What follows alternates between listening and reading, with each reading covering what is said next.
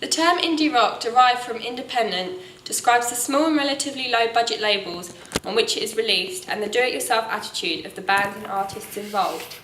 These allowed artists to express music freely compared to more large mainstream labels, enabling artists to vary with styles and sounds.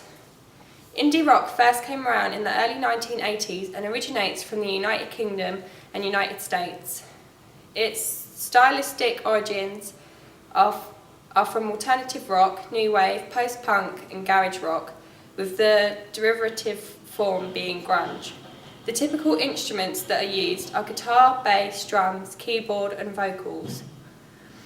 It has been noted that there seems to be a much larger proportion of female artists within the indie rock genre compared to most other rock genres, which is believed to stem from the Riot Grrrl era that took place in the mid-1990s.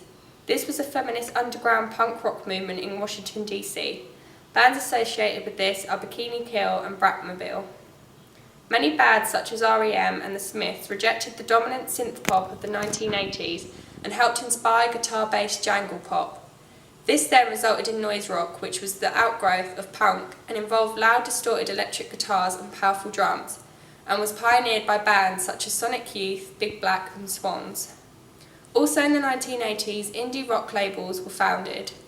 These included Washington, D.C.'s Dischord Records in 1980, Seattle's Sub Pop Records in 1986, and New York City's Matador Records, and Durham, North Carolina's Merge Records in 1989.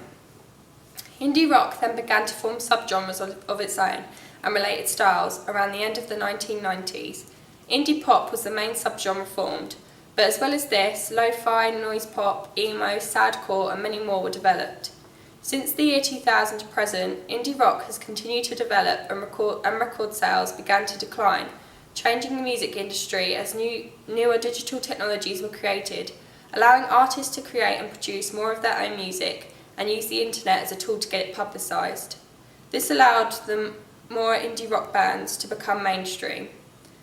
Death Cab for Cutie is a perfect band example of success, as their album Plans, which was released in 2005, managed to debut at number 4 in the US charts and remain on the Billboard for almost a year, which achieved platinum status and a Grammy nomination.